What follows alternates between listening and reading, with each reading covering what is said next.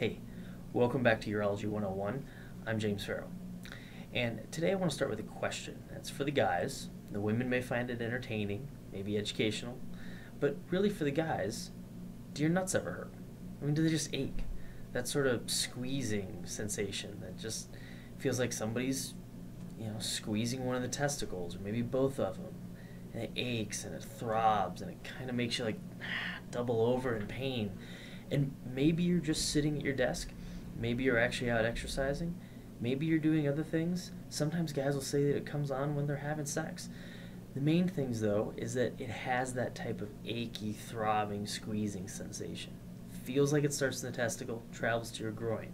Does that ever happen to you? Most guys right now are probably nodding like, yeah, it does.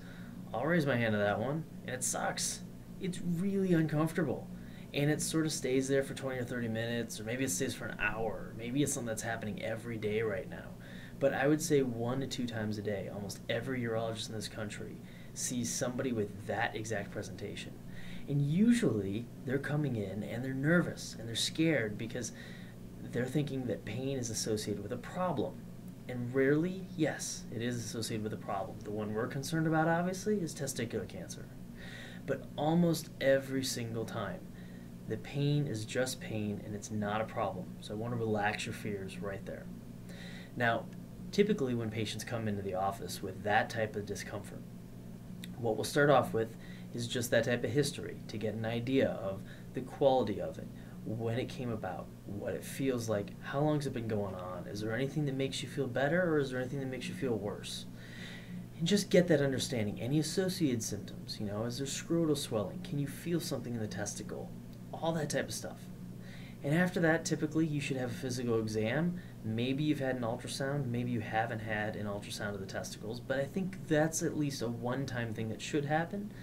Mostly though, you should see a physician about this, get a once-over view with a physical exam, probably an ultrasound. Hopefully you go see a urologist about this because you should see someone at least once if you do have that type of testicular pain.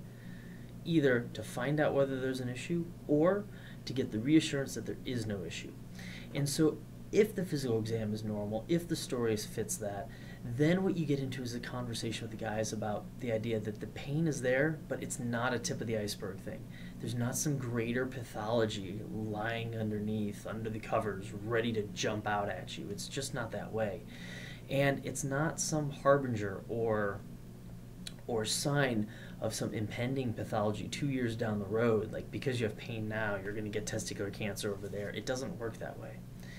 So what I try and give guys a lot of is reassurance that yes, you do have pain, but you have a normal physical exam, you have a normal scrotal ultrasound, and the pain may or may not get better with certain things. It may or may be unrelated to certain activities, but it's not a sign of a problem and it's not a sign of upcoming problems. So what I try and get guys to understand is to go live their life normally, do whatever they're going to do normally, and try and work through that. Sometimes the pain will be a limiting factor, but understand that when it comes about, it's not a sign that you are hurting yourself. The testicles do 2 things, really. They make about 90% of your testosterone, they make a ton of sperm. They're very metabolically active. And from time to time, they're just going to hurt, and we don't know why. And if I did know why, then I would have a lot more money than I have now. But unfortunately, I haven't quite figured that one out. If you guys got any ideas, let me know because I will definitely take you up on that. But for the time being, just try and work on the idea that if that story is yours, you need to see a urologist. And after you see a urologist, take their reassurance as long as things are normal and go forth and get back to living your life. Try not to let it bother you. I think that sometimes people get into a cycle of thinking, well, I've got this pain, and every time I do this, I have this pain. Or, is this going to happen? Is it going to come up? Am I going to double over and not be able to get rid of this? And what does that mean? Is there a problem? I think guys ask themselves that question a lot, and I'm sure that the women listening probably have a similar set of things that they think about and are concerned about. You should go see someone, alleviate those concerns, and then take the reassurance and get back to your life. Because I think that if you do that, some of that pain and a lot of it will get a lot better and it will start to go away. I think that Motrin is pretty helpful, so 800 milligrams of ibuprofen, but I don't tend to get into narcotics for these people. There are other things that can be done. There are people who will offer things called cord blocks, where you can actually take anesthetic and a steroid, and you can inject it into this area right in here where some of the vessels are, where the vas deferens is, near where the epididymis is. And sometimes it's the epididymis that's causing pain. You can do that. You can do a series of them. Sometimes it really alleviates the problem. I've had some luck with that. Maybe 30 or 40% of guys respond long-term to that well.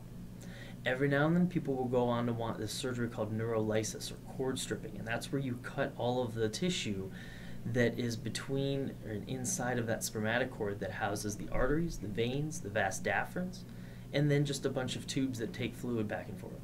And you leave the vas deferens, you leave a testicular artery, you leave a couple veins and lymphatics, nothing else. I haven't had a lot of success with that. There are people out there who may do that surgery really well, but I just haven't had a lot of success, so I don't really do that one anymore. I think the large majority of guys will be best served by the understanding that if they have a normal exam and a normal ultrasound, that they should go back to living their life, take the Motrin if you need it, try not to let the pain get in the way of life, and just go forward. I don't want you to get into this cycle where you come back for more things and this, and well, let's try something else, and that didn't work, so let's try another thing. Really take the reassurance and run with it. And that's really my take-home point on this one. What else could it be? The pain? Yes, it could be testicular cancer, but it usually isn't. Most of the guys who come in with testicular cancer don't come in from pain. They usually say, you know, doc, it just feels like something's heavy down there. And then I felt down there and I just felt something odd. That's usually the testicular cancer story. Sometimes you have some scrotal swelling. That's usually not associated with anything really concerning. Sometimes there are surgeries that are appropriate for that, and that's something that you can talk with about your urologist. And sometimes it can actually be an infection where, let me give you that model again, where that epididymis right here, let me show you that, right there, that guy, okay, that worm-like structure on the back of the testicle that's really sensitive. That thing sometimes can swell up a little bit from an infection or just from inflammation. It's called epididymitis, and that can be really uncomfortable. And sometimes antibiotics for adults are really a good direction to go for that. But the regular old run-of-the-mill normal testicular pain that I talked about at the beginning of this, that pain is not really related to epididymitis. And again, reassurance, the best thing that I can do for you. And I hope that goes a long way to help. Please see your urologist, get that taken care of, go out, take care of yourself, take care of your family, have a great night. See you guys soon.